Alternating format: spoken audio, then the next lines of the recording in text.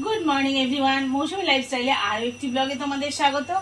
আর এখন সকালবেলা উঠে চাটা খেয়ে আমি চলে এসেছি রান্নাঘরে। তৈরি হচ্ছে ব্রেকফাস্ট। আজকে ব্রেকফাস্টটা কি দেখো, আর এদিকে ব্রেড সেকে রেখেছি, হচ্ছে অমলেট। তিনজনের এটা, আর ওদের দুই বোনের জন্য কলা আছে। তো সকালবেলা আজকে ব্রেকফাস্ট এটাই। আর তোমরা জানো যে দাদা বাড়ি নেই, অতএব রান্নার ঝামেলাটাও কম আছে বেলাতে। তো সকালবেলা ব্রেকফাস্টটুকু এখনো হয়নি। মিঠি ঘুম থেকে উঠলো এখন, আমি আর মাম অনেকক্ষণ আগে উঠে আমরা চাটা খেয়ে বসে আছি। মিঠি উঠলো একসাথে। আসলে তোমরা জানোই যে আমাদের খাওয়া দাওয়াটা সবসময় জেনারেলি একসাথেই হয়, তাই মিঠি ওঠার অপেক্ষা করছিলাম। মিঠি উঠে গেছে। চলো এবার ব্রেকফাস্টটা সেরে ফেলি। আর একটা অমলেট করা বাকি আছে, দুটো হয়ে গেছে। ব্রেকফাস্টটা সেরে ফেলি, তারপরে আবার ফিরে আসছি। তো হয়ে গেছে ব্রেকফাস্ট রেডি, চলে এসেছি। একসাথে তিনজনে খাবো। দেখো একসাথেই খাবারটাও এনেছি, দেখাই তোমাদের। এখানে 6টা ব্রেড আছে একসাথে, প্রত্যেকের দুটো করে। 3টে অমলেট আছে, আর দুই বোনের দুটো কলা আছে। আমার তো কলা খাওয়া বারণ, সেই জন্য কলা খাবো না। তো ওদের দুই বোনের জন্য দুটো কলা আর 6টা ব্রেড নিয়ে এসেছি একসাথে। আজকে ব্রেডে জ্যামও দেয়নি, বাটারও দেয়নি, প্লেন ব্রেড এনেছি। কারণ মিঠি চিৎকার করছে, ও ব্রেডে জ্যাম বাটার কিছু খাবে না। তা আর আমার আর মামের তো আর কোনো সমস্যা নেই। আর ও যাই হোক, মিঠি যা খাবে আমরাও তাই খেয়ে নেবো। ওই জন্য আলাদা করে লাগাতে ইচ্ছা করলো না কিছু। প্লেন ব্রেড একটুখানি জাস্ট টোস্ট করে এনেছি, আর ওই অমলেট আর কলা। তো চলো খেয়ে নিই, তারপর আবার ফিরে আসছি। কমপ্লিট করে সকালবেলা চলে এসেছি রান্নাঘরে। সকাল সকাল রান্নাটা বসিয়ে দিলাম। তাড়াতাড়ি যদি রান্নাটা হয়ে যায় তাহলে কি বলতো, ঘরে গিয়ে মানে সব কাজটা সেরে তাড়াতাড়ি ঘরে ঢুকে যেতে পারবো, গিয়ে একটু রেস্ট নিতে পারবো। ওই জন্য সকাল সকাল রান্নাঘরে চলে এসেছি। একসাথে বসিয়েছি, এখানে ডাল সেদ্ধ হতে বসিয়েছি, এটায় ভাত বসিয়েছি, এখানে ইন্ডাকশনে দুধ জাল দিতে বসিয়েছি। আর সবজি কাটবো বলে সবজি কাটার জন্য এই যে নিচে সব সবজির জোগাড় নিয়ে বসেছি। ওগুলো আগে বসালাম কেন, ওগুলো ফুটে গেলে গ্যাসগুলো সিমে দিয়ে সবজিটা কাটতে পারবো, সেই জন্য নিচে সবজির জোগাড় নিয়ে নিয়েছি। কালকে কিছু ঝিঙে নিয়ে এসেছিল, ঝিঙেগুলো মানে তুলনামূলক কম কচি ছিল, ওই জন্য খোসাটা কালকে ছাড়িয়ে রেখেছিলাম। নাহলে আজকে ঝিঙেগুলো দানা মানে একটু শক্ত লাগতো। তো অতএব ঝিঙে কাটতে সময় লাগবে না। ঝিঙে আলু পোস্ত করবো, ডাল করব। ডাল আবার দুরকম, যেটা সেদ্ধ বসিয়েছি এটা হচ্ছে বাচ্চাদের জন্য মুসুরির ডাল। মিঠি না মুগ ডালটা খুব একটা পছন্দ করে না, কালকে মুগ ডাল করেছিলাম বলে খুব একটা খেতে চায় না। ও আবার মুসুরির ডালটা ভালোবাসে, তাই মুসুরির ডালটা করবো। আর আমার জন্য আবার একটুখানি মুগ ডাল করবো, কারণ আমার তো মুসুরির ডাল খাওয়া বারণ। তো সেই জন্য দুরকম করবো, আগে ওদের বাচ্চাদেরটা করে নিই, তারপরে আমারটা। আর করবো শুধু ঝিঙে আলু পোস্ত। আর এদিকে দুধ জাল দিতে বসিয়েছি, ব্যাস এই আজকে রান্না এই। তো চলো সবজি টবজি কেটে নিই, তারপর আবার ফেরত আসছি। ডালটা প্রায় সেদ্ধ হয়ে এসেছে। তোমাদের একটা জিনিস দেখাবো বলে ক্যামেরাটা অন করলাম। ডালের মধ্যে দেখেছো কাঁঠালের দানা, কি একটা লেগে আছে চোখে। যাই হোক, কাঁঠালের দানা। তোমরা কে কে কাঁঠালের দানা দিয়ে ডাল কখনো খেয়েছো? মানে মুসুরির ডালের মধ্যে কাঁঠালের দানা দিয়ে। আমাদের বাড়ি সবাই খেতে খুব ভালোবাসে, আমিও ভালোবাসতাম, কিন্তু এখন আর উপায় নেই, কারণ খাওয়া বারণ। কাঁঠালের দানা মানে যে কোনো দানা গছিও খাওয়া জিনিসই খাওয়া বারণ, তার উপর আবার মুসুরির ডাল। কিন্তু বাড়ির অন্যরা খায়, আমার জন্য তো মুসুরির ডাল হবে, সরি মুগ ডাল হবে যেহেতু, তাই মুসুরির ডালে ভাবলাম যে ওদের যেহেতু আলাদা ডাল হচ্ছে তাহলে একটু কাঁঠালের দানা দিই। আর ওই দূরে দেখতে পাচ্ছ, দাঁড়াও তোমাদের ভালো করে দেখাই। দেখো এদিকে আয় মা, দেখো ও আর কি করবে। ও দিদি স্নান করে পুজো দিতে গেছে, আর ও দিদি স্নানে যাওয়ার আগে দিদিকে দিয়ে মানে নিজেদের ছোটবেলাটা মনে পড়ে যায়। আমরাও চেষ্টা করতাম ছোটবেলায়, যেমন ছোটবেলায় মায়ের শাড়ি নিয়ে পড়তে ভালোবাসতাম।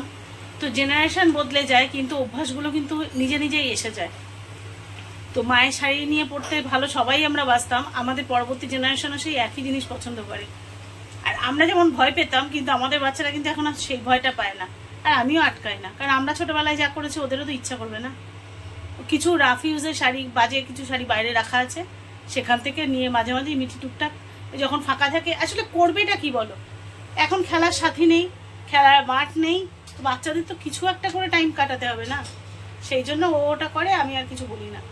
তো স্নান করবে তার আগে ঠিক আছে, একটু সাজগোজ করছে করুক, আমি একটু হাত খালি করে নিই, তারপর ওকে স্নান করাতে যাব।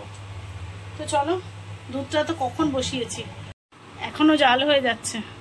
আসলে দুধটা একটু জাল বেশি ভালো হলে না খেতে টেস্ট হয়।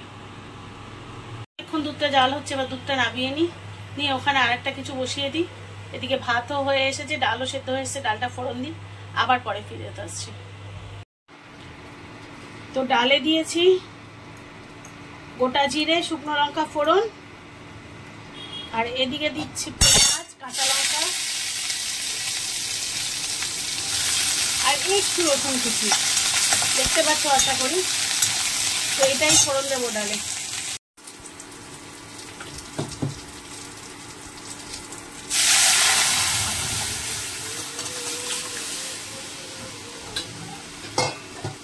এই ডালটা না যেহেতু এই কাঁঠালের দানা দেওয়া আছে তাই একটু কালো কালো হয়ে যায়।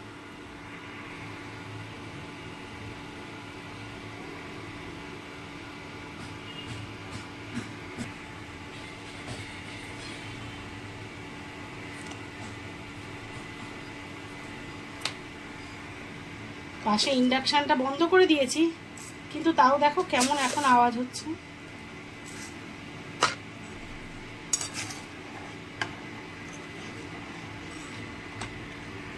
তো এই যে ডাল ফুট ধরলে ডালটা হয়ে যাবে। এদিকে ভাত হয়ে গেছে, দুধ জাল দেওয়া হয়ে গেছে। সেটা হচ্ছে ঝিঙে আলু পোস্ত, ওটা কিছুটা কাটা হয়ে গেছে, সবটা কাটিনি। ডালটা ফুট ধরলে ওটা সিমে দিয়ে ঝিঙে আলুটা কেটে নেব, পোস্তটাও বাটা হয়নি। তো যাই হোক করছি ওটা, আবার ঝিঙে আলুটা ভাজা বসিয়ে দিই, পোস্তটা বাটতে শিলে সময় লাগবে না। আর এদিকে আজকে তো বৃহস্পতিবার, মাম যাচ্ছে পুজো করতে।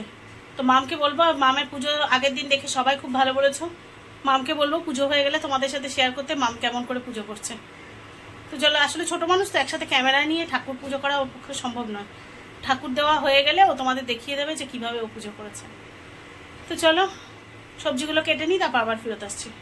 যা গরম লাগছে, এইটুকু সময় রান্না করতে করতে দেখো পাগল পাগল অবস্থা আমার।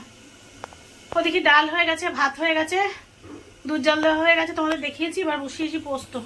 প্রথমে আলুটা ভাজতে বসিয়েছি। এখানে আমি 5 ফোড়ন আর শুকনো লঙ্কা ফোড়ন দিয়েছি। আর এই যে ঝিঙে কেটে রেখেছি, আর এদিকে শিলে বাটছি পোস্ত। এখনো শেষ হয়নি, একেবারে উপরে তুলে দেবো। আসলে কি বলতো, এদিকে সবজি ভাজছি, ওদিকে বাটছি, একসাথে এত কিছু তো একসাথে কমপ্লিট করে দিতে পারছি না। ভীষণ গরম লাগছে, মনে হচ্ছে কখন সব কাজ শেষ করব, করে স্নান করে ঘরে যাব। রান্নাবান্না শেষ করে ঘর দোর একটু পরিষ্কার, সকালবেলা পরিষ্কার করা হয়েছে, তবুও স্নান করার আগে আরেকবার একটু ঘরটা ফ্রেশ করে নিই, যাতে আর মানে নোংরা না থাকে। বিকালবেলা যেন ঘরের উপরে অতটা প্রেশার না হয়, সন্ধ্যাবেলার আগে একটুখানি ঘরটা ঝাড় দিয়ে দিলেই হয়ে যাবে। তো রান্না শেষ করব, শেষ করে ঘর দোর ঝাড় দেবো, দিয়ে তারপরে যাব স্নানে। তো চলো স্নান করে তারপরে আবার ফিরত আসছি তোমাদের সাথে কথা বলতে। আমি জাস্ট পুজো দিয়ে উঠলাম, আর মা আমাকে বললো যে আগের দিন আমার পুজো দেওয়া নিয়ে অনেকে অনেক ভালো ভালো কমেন্টস করেছো, তো বললো একটু দেখিয়ে আনতে পুজো কিরকম দিলাম। তো চলো আমি পুজো কিরকম দিয়েছি দেখিয়ে দিই।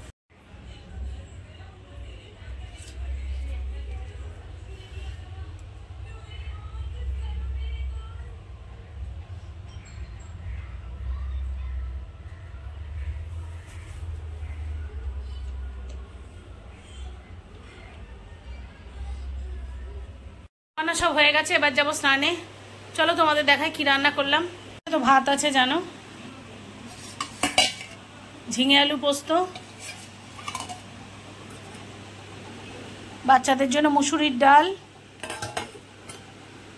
আমার জন্য মুগ ডাল সেদ্ধ, আর এটা তো দুধ জাল দিয়ে রেখেছি। দেখেছো দুধটা কিরকম গাঢ় সর পড়েছে। রান্না দুপুরে আর দুবেলা হয়ে যাবে, যে পরিমাণে রান্না করেছি। দাদা যেহেতু নেই, দুবেলা হয়ে যাবে, আর রাত্রে আর রান্না কিছু করতে হবে না। ভাতও দুবেলার করা আছে, সবই দুবেলার করা আছে। চলো স্নান করে আসি, তারপরে কথা বলছি আবার। তোমাদের সাথে সেই দুপুরে দেখা হয়েছিল লাস্ট স্নানের আগে, তারপরে তো স্নান করলাম, খাওয়া দাওয়া করলাম। আজকে আবার একটু শ্যাম্পু করেছি। কি বলতো, খুব চুল উঠছিল আমার। ওই যে ওই যে ওটিটা হলো না, যে নেফ্রোক্টমিটা হলো, তারপর থেকে না আমার বিশ্রীভাবে চুল উঠছে। মানে আমার এই লাস্ট 3 মাসে আমি মানে মাম আবার গিয়ে পাশে একটা পাড়ার দোকান আছে, সেখানে গিয়ে চুলটা ওজন করে এসেছে। 50 গ্রাম চুল ওজন হয়েছে। 50 গ্রাম চুল ওজন মানে বুঝতে পারছো, একটা বড় 1 প্যাকেট চুল হয়েছে। এতটা চুল উঠেছে। মাম তাই দিয়ে এরকম বড় বড় দুটো ওই যে খোপা বান ওর মানে সাজার ওই যে এতে লাগে না, এরকম বড় বড় দুটো বান বানিয়েছে। তো সেই জন্য মাথায় ঘাম জমতে দিচ্ছি না, কারণ ঘাম জমলে আনলিমিটেড, মানে চিন্তা করতে পারবেন। আমি যদি কোনোদিন দেখাই একবারে এতটা করে চুল উঠছে। তো সেই জন্য আজকেও আবার শ্যাম্পু করলাম, করে তারপরে স্নান খাওয়া দাওয়া করে একটু শুয়েছিলাম, আর মাঝখানে আর আসা হয়নি।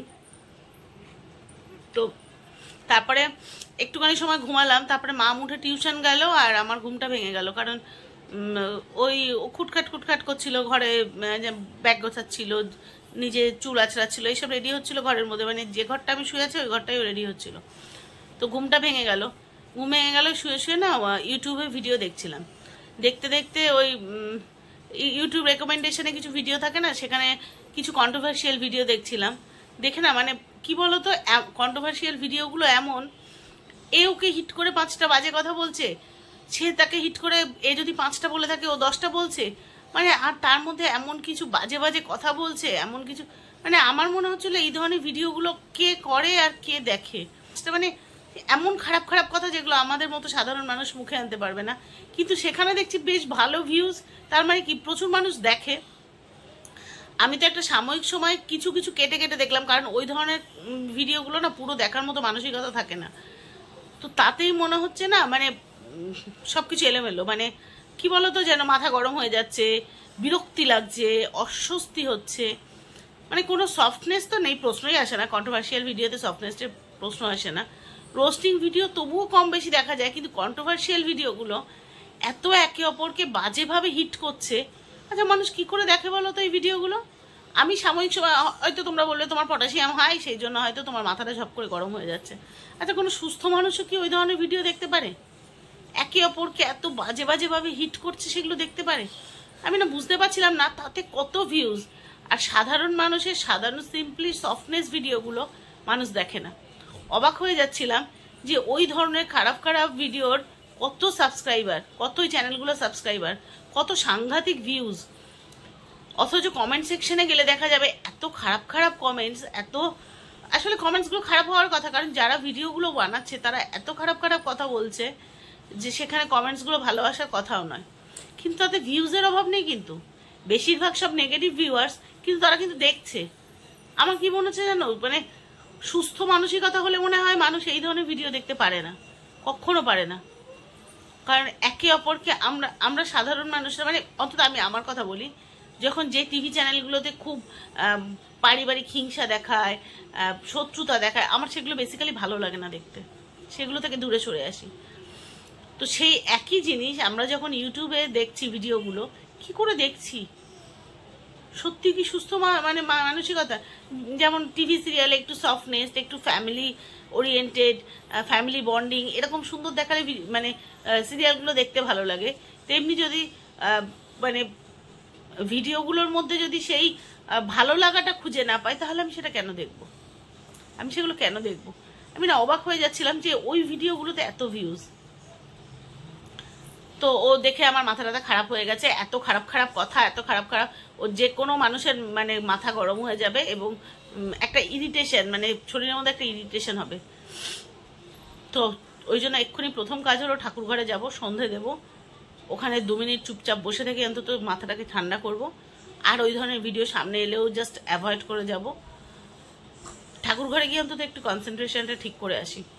এত খারাপ খারাপ ভিডিও দেখেছি, মাথা খারাপ হয়ে গেছে। তো চলো আগে সন্ধে দিয়ে এসে নিজের মানে মাথাটা ঠিক করি, তারপরে আবার ফিরে আসছি। তো রাত্রেবেলা খাওয়া দাওয়া হয়ে গেছে, এবার শুতে চলে এসেছি।